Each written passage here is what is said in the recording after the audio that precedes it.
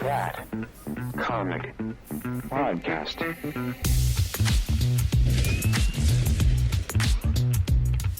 But before we get into any of that, let's talk about by far the most exciting thing, which is the Doomsday cast, because that casting changes everything. Yeah, it's really relative to the viral pictures that went out. Yeah. Oh yeah. Well, first off, did we all watch the stream? Oh no. yeah, all 5 hours of it. Well, I mean, it ended up getting like 275 million views. Now, that's probably not succinct. It's probably tuning in every once in a while just to see where the names are at. But for anybody who missed it, and I'd be shocked if you did, but it was literally a 5-hour stream where they just showed a bunch of chairs. But it was one of the most exciting set of chairs we've seen in a row in a long time. It was the equivalent of an NFL draft. Kinda. And let's be honest, the first, I don't know, hour and a half, it was like, yeah, we got it. It was Chris Hemsworth. It was like the Avengers. It was Anthony Mackie. It was who you would expect to see. Then it started getting a little wild with getting the Thunderbolts in there, which is a little bit of a spoiler for the Thunderbolts movie. But, that aside, we got a bunch of the Thunderbolts coming back. But where it took a turn was all of a sudden getting a lot of the original X-Men back. That's what changed. When Patrick Stewart's name come out, that I lost it. I was like, all right, now I have to pay attention. Are we excited? Yeah. Oh yeah. Well, Curious not. too. Whoa. Wait, Well, Moscow. I mean, I'm sure we'll get into it a little bit more, but I'm interested to see like who. There's a whole lot of names that weren't mentioned at all, and the big one is certainly Tom Holland. For whatever I say about him, you would expect him to be in this movie. Are they keeping this close to the vest on who's going to be in?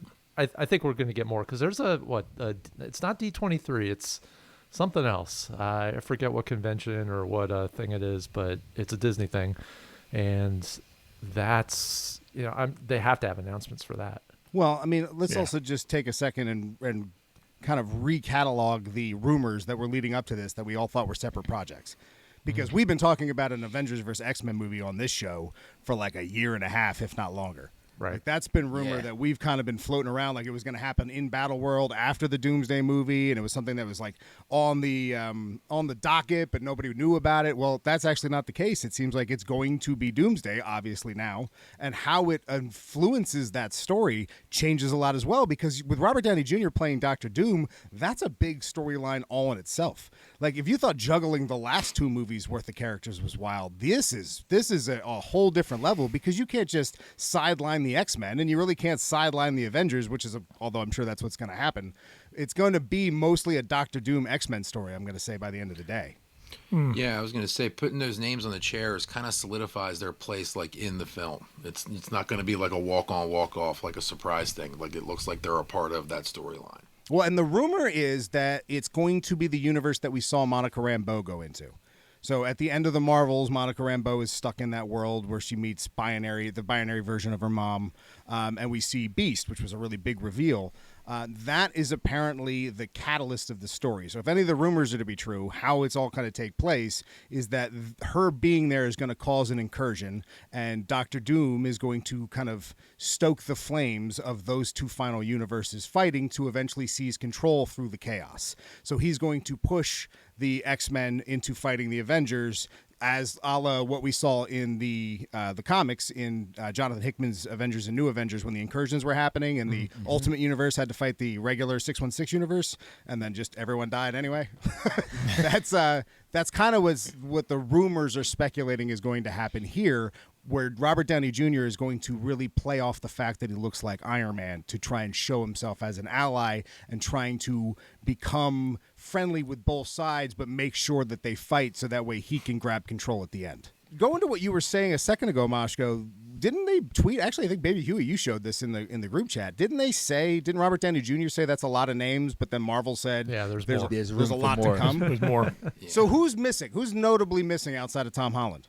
Chris Evans. Mark Ruffalo's probably the biggest one. That's a huge one. That's a real big one because really, Doctor Strange too. You know what I mean? Because he was in those drawings. Well, I think the idea for Doctor Strange is that he is going to be with the the Black Priests in Doctor Strange 3 while this is going on. That's going to help lead into the incursion. So we'll probably get some kind of a Doctor Strange 3. Oh, no, they wouldn't be getting Doctor Strange 3 first. That's wild. I guess not, because I would assume they would probably use Doctor Strange 3 to better explain the incursions, because the incursions have been just kind of wavy. You know what I mean? They've just been like, oh, by the way, if you're here too long, everything's going to fall apart. Yeah. It's like, well, why? I mean, one name I'm looking for, which they have M'Baku. There's no Shuri. No, sure. No Black- Shuri's there. She's Shuri's on there. announced. Yeah, Shuri was there. Letitia Wright, Did she had a chair. She was like the 5th or 6th name. Did I miss her name? Oh, Yeah, she okay, was there. there she is. A lot of Never mind, I take it back. But there's a lot of X-Men who aren't there as well. I mean, the most notably is Wolverine.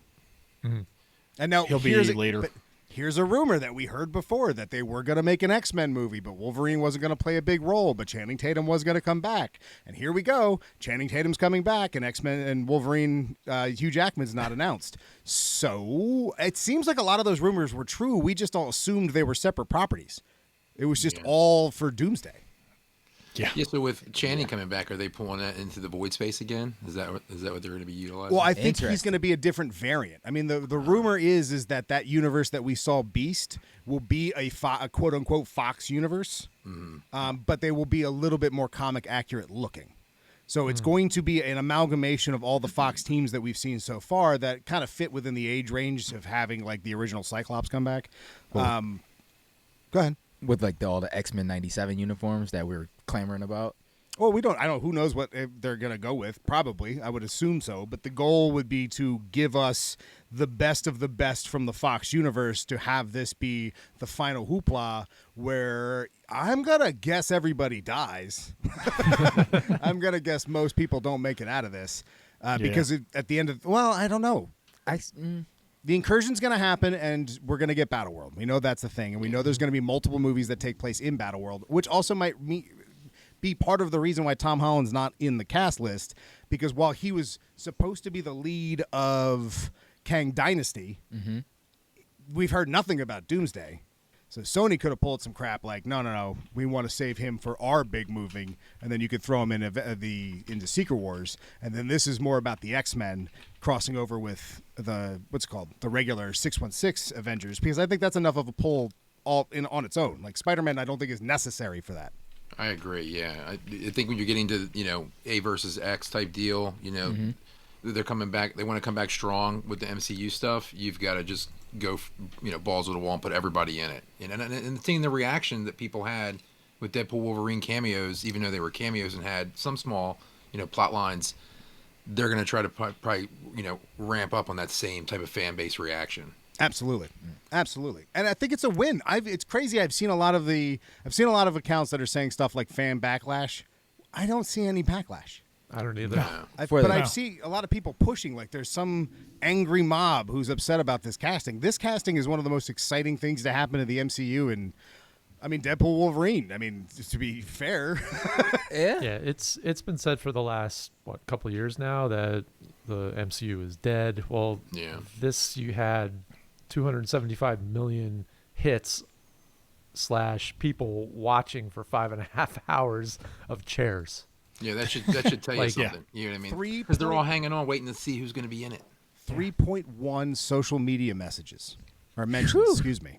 That's wild. That's pretty The solid. video itself is up to 8.5 million on their YouTube page. That's crazy. Wow. I like how RDJ That's is the still running. reshare after it was live. Oh, Well, according to Deadline, they did some crazy numbers. Just on X alone, they for like 7 hours straight, they were trending number one, well past well past the actual stream time.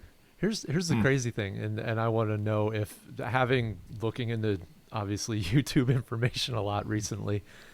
That's 275 million views / streams. This thing went live for 5.5 hours. Live streams that are monetized basically get the most bang for your buck. You you will earn the most from that. So I'd be interested on what they kind of pulled in from that too. Well, and what a great way to try and market or capitalize a little bit further off a franchise that you kind of need to be a win. Yeah, you needed to be a win, and like the leak of the concept art kind of hit them, and so this I think is like their way of like being like, all right, well here is everybody. You know what I mean? Honestly speaking, with metrics like those, it's when people say that the MCU is dead. It just seeing those numbers is kind of like it never was. I think people were just overly frustrated, and now we have something to really be excited about, which is great. Well, yeah, that's just a dumb word, and it's a word that gets people jazzed up, but it's not dead. People just lost interest. But something like this brings everyone back who's had interest. Like none of us wanted to say goodbye. No one wanted to be upset at the MCU, and I think some of the reasons that people are upset are just for clickbait, to be honest. Of course. But I think, but there was a lot of legitimate gripes, so I understand why people had checked out. But those people that checked out but loved the first 10 years, this is something for them to be really stoked about. And the way it connects and merges multiple storylines that we love from the books. I mean, AVX, while I think kind of a weird storyline, the individual issues themselves and the team ups and the fights. I mean, like Gambit versus Captain America is a phenomenal book. That was a lot of fun. Hell, Iron Man versus Magneto was a lot of fun. There was that book. While the overall plot line is questionable, whether or not you're happy with the whole, Scott becoming evil again, killing Professor X. Sorry. That's for everyone who saw it. Never mind. Anyway, I'm being childish, I'm happy. I'm happy you're being childish. Just wait. Hopefully he'll break out his Vincent D'Onofrio. He's been trying very hard to get his Kingpin down, and I'm going to make sure I say it on the show so it happens at some point through this stream. I don't know. That's not. It's not there yet, but it's like getting I said, there. it was there yesterday. It's not there today. I cannot wait for you to get it. That was more Pete Holmesy Batman voice. All right. Well, does anybody have any last thoughts with this? I think when more leaks and more ideas come out, like we were talking, Buzz, the screen leaks that came out. Excuse me, the concept art that leaked for this. I have a feeling that's Vision Quest, and I have a feeling that's what's it called, Secret Wars. So when the Russo brothers were like, this isn't Doomsday and Secret Wars, I think they were 50% lying. I think there was some Secret Wars in there, but this none of that might have been Doomsday.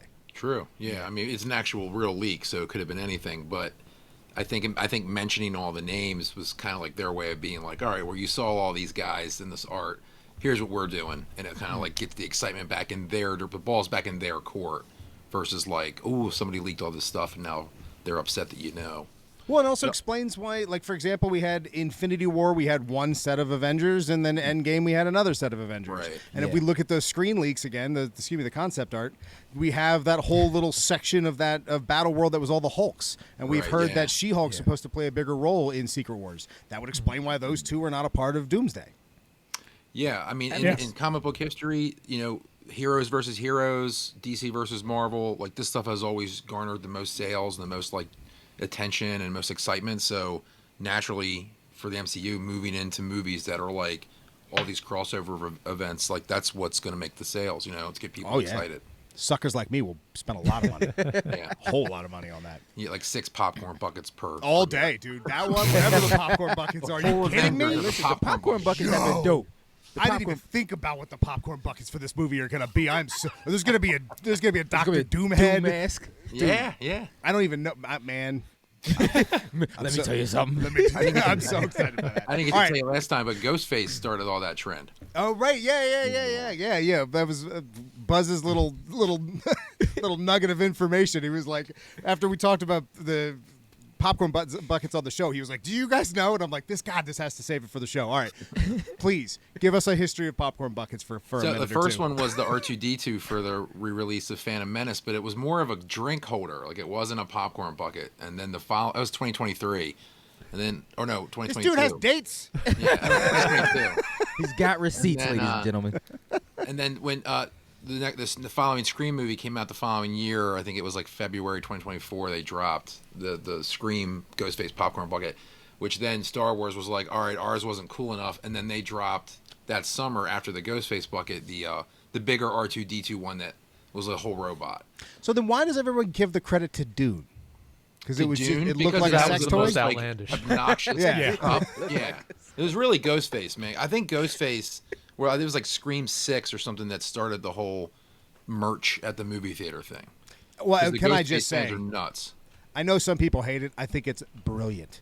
It's Oh, they got 'em. brilliant. They're bringing everybody back for part 7. Well, no one's going to the movies anymore because streaming will get it like a week and a half later. So they have to Right, recoup right. costs some way. And it's Yeah. an easy way for the theater to do it. And honestly, every time you go to the theater, every other store around that theater has nothing but that merch. So they're just like, why don't we get none of this money? True. It's a brilliant idea. Yeah. I'm completely down and keep the popcorn buckets coming. But why are we making them all $50? Can we stop that? Can we stop that? All right, let's move on to our next story here, which was pretty shocking.